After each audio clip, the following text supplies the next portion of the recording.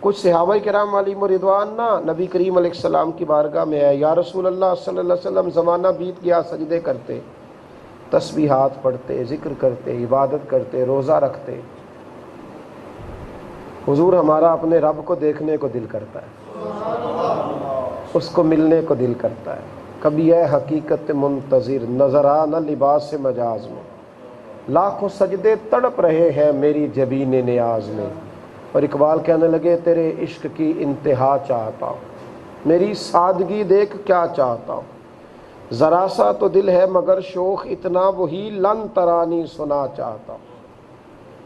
جب کہا نا کہ رب کریم کو ملنے کو، دیکھنے کو، بیٹھنے کو دل کرتا ہے، تو اللہ کریم نے فرمایا وَإِذَا سَأَلَكَ عِبَادِي أَنِّي فَإِنِّي قریب، اے محبوب جب میرے بندے آپ سے میرے بارے میں پوچھے تو ان سے فرما دیجئے کہ میں قریب ہی ہوں، میں ان کے قریب ہی ہوں۔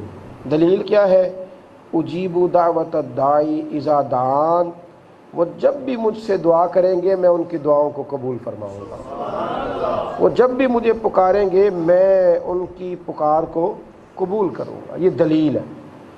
بندہ مومن جب بھی اللہ سے دعا، اور پھر حکم دیا، فرمایا فَلْيَسْتَجِيبُوا لِي، انہیں چاہیے کہ میرا حکم مانیں، وَلْيُؤْمِنُوا بِي، اور انہیں چاہیے کہ مجھ پر ایمان لائیں، لَعَلَّهُمْ يَرْشُدُونَ، تاکہ وہ ایک رستے پہ چل نکلیں، تاکہ وہ ہدایت پا جائیں۔ تو یہ یاد رکھیے گا، یعنی دعا کریں اور وہ دعا کرنے کے بعد پھر ایک رستہ ان کے لیے آئے گا۔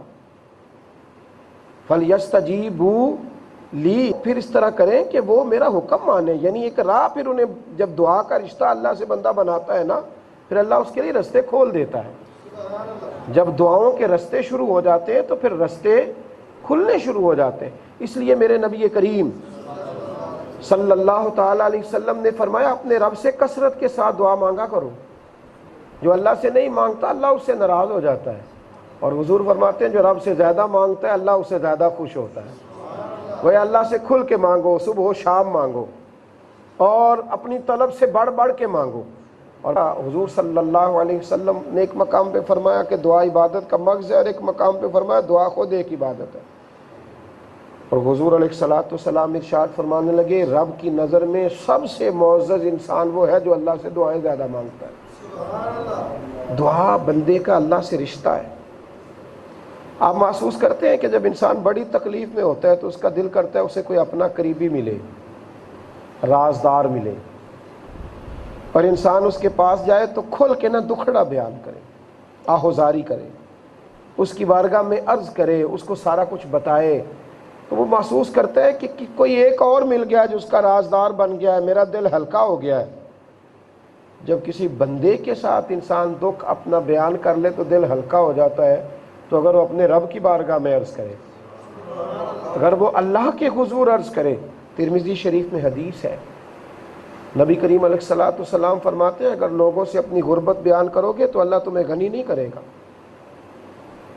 لیکن اگر تم اپنے دکھ اپنے رب سے بیان کرو گے تو جلدی یا دیر سے اللہ تمہیں لوگوں سے بے نیاز کر دے گا، تمہیں غنی کر دے گا رب کریم۔ اپنے دکھڑے اپنے رب سے بیان کریں، اس کی بارگاہ میں دعائیں مانگیں، اس کے حضور التجائے کریں، دعا کا رشتہ لگائیں اللہ کے ساتھ۔ ہاں کچھ آداب ہیں دعا کے، ان آداب کے سمیت دعا کریں۔ سب سے پہلی بات تو دعا گڑ گڑا کے کریں، عاجزی کے ساتھ کریں، شرمندگی کے ساتھ کریں۔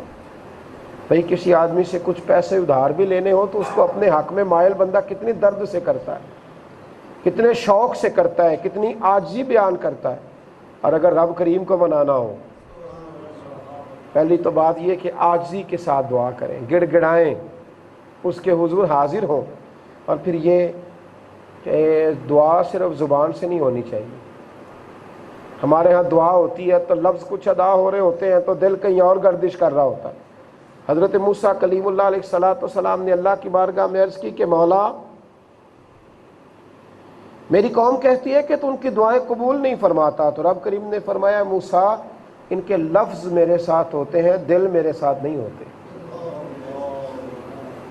اللہ کی بارگاہ میں انسان دعا مانگے اور پھر اس کی توجہ کسی اور جانب ہو۔ لیکن نا یہاں ہمارے پاس مساجد میں کسی ادارے میں صبح اگر کوئی بچہ سبق پڑھنے آتا ہے وہ کسی بھی استاد کے سامنے تو پڑھتے ہوئے اگر دائیں بائیں دیکھتا ہے تو استاد برا محسوس کرتا ہے کہ بھئی یہاں تو سبق پڑھ رہا ہے، یہاں تو عبارت دیکھ رہا ہے، یہاں تو سنا رہا ہے، اور توجہ تیری کہاں ہے؟ یہ چیز گراں گزرتی ہے تو آپ رب کی بارگاہ میں دعا مانگ رہے ہیں،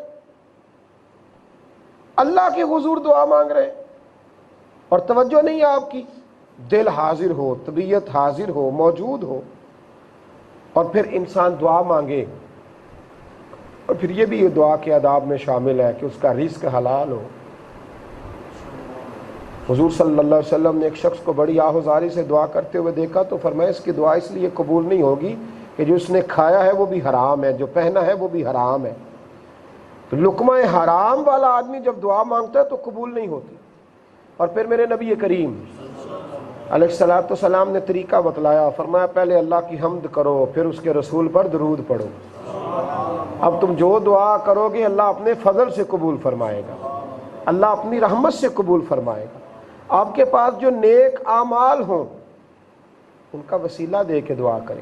بڑی معروف حدیث ہے کہ 3 لوگ ایک غار میں الجھ گئے تھے، تو ایک نیکی جو ان کی چھپی ہوئی تھی ان نیکیوں کا وسیلہ دے کے دعائیں کی تو اللہ نے ان کی دعاؤں کو قبول فرما لیا۔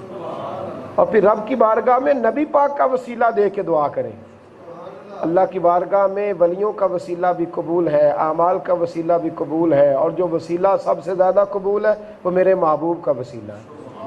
خود نبی کریم علیہ الصلوۃ والسلام نے حضرت فاطمہ بنت اسد رضی اللہ تعالی عنہ جو مولا علی شیر خدا کی والدہ تھی، جب ان کو قبر میں دفن کیا تو دعا کی، اے اللہ میرے اور پچھلے انبیاء کے وسیلے سے ان کی قبر پہ رحمت فرما۔ حضرت عثمان بن حنیف کو جب نبی پاک نے دعا سکھائی، ترمذی میں موجود ہے، تو فرمایا میرے وسیلے سے دعا کرنا اللہ قبول فرمائے گا۔ الفاظ دعا میں حضور نے وسیلے کا سبق دیا، تو ان سارے عوامل کو پیش نظر رکھ کے دعا کریں، اور اگر اللہ توفیق دے تو آنکھوں میں کوئی آنسو آ جائے، دل پہ چوٹ لگے اور کوئی 2 آنسو آ جائے، پھر انسان دعا مانگے تو پھر تو رب کریم بڑا ہی راضی ہوتا ہے، پھر تو اللہ بڑا ہی نوازتا ہے۔ اس کی بارگاہ میں دعا کریں، التجا کریں۔ حضور ہمیشہ دعا کرتے، ہر مقام پر دعا کرتے، ہر مقام پر نبی پاک کے ہاتھ اٹھتے، کتنی کتنی دیر حضور دعائیں کرتے رہتے۔ صحابہ کرام فرماتے کبھی اتنے اونچے ہاتھ اٹھاتے حضور کہ ہم حضور کے بغلوں کی سفیدی دیکھتے۔ نبی کریم علیہ الصلوۃ والسلام نے فرمایا غافل دل والے کی دعا اللہ قبول نہیں فرماتا۔ دعا کریں، اس کی بارگاہ میں حاضری دیں۔ اور بہت سارے ایسے لوگ ہیں کہ جو کسی کی غیر موجودگی میں اس کے لیے دعا کرتے ہیں، اس پہ کرم ہو رہا ہوتا ہے پر اسے پتہ ہی نہیں ہوتا یہ کس کی برکت سے ہو رہا ہے۔ میرے رسول پاک علیہ السلام نے فرمایا جب تم اپنے بھائی کی غیر موجودگی میں اس کے لیے دعا کرتا ہے، اس کی غیر موجودگی میں جب تو اس کے لیے دعا کرتا ہے تو اللہ تعالیٰ تیری پشت پر فرشتہ کھڑا کر دیتا ہے جو تیری دعا پر آمین کہتا ہے، اور یہ بھی کہتا ہے کہ اے اللہ جو یہ اپنے بھائی کے لیے مانگ رہا ہے نا پہلے اسے عطا فرما۔ تو دعا اگر آپ کسی کی غیر موجودگی میں مانگتے ہیں اور کسی سے دعا کراتے ہیں، یہ بھی میرے محبوب کا طریقہ ہے، دعا کریں بھی اور دعا کرائیں بھی۔ حضرت عمر فاروق رضی اللہ تعالیٰ عنہ فرماتے ہیں مجھے وہ وقت نہیں بھولتا جب میں نے نبی کریم علیہ السلام سے اجازت طلب کی تھی کہ یا رسول اللہ میں عمرے کے لیے جانا چاہتا ہوں، تو حضور نے فرمایا جاؤ، اور پھر ایک جملہ حضور نے کہا مجھے کبھی نہیں بھولا، حضور نے فرمایا عمر میرے بھائی ہمیں بھی اپنی دعاؤں میں یاد کر دو۔ فرماتے قربان جاؤں میں رو پڑا حضور، میں اور آپ کے لیے دعا کروں، تو امیر حرم میں فقیر بے نوا، تو کجا من کجا۔ دعا کرائیں بھی، کسی سے کہیں کہ وہ 2 جملے دعا کے کہہ دے۔ میرے نبی کریم نے حضرت عمر فاروق سے مولا علی سے کہا تھا جب اویس کرنی سے ملنا نہ تو اسے کہنا میری امت کے لیے دعا کرے، اسے کہنا میری امت کے لیے دعا کرے۔ حضور نے دعائیں کرائیں، حضور کو حاجت نہ تھی پر ہماری تربیت کے لیے کرائیں، ہماری تربیت کے لیے کرائیں۔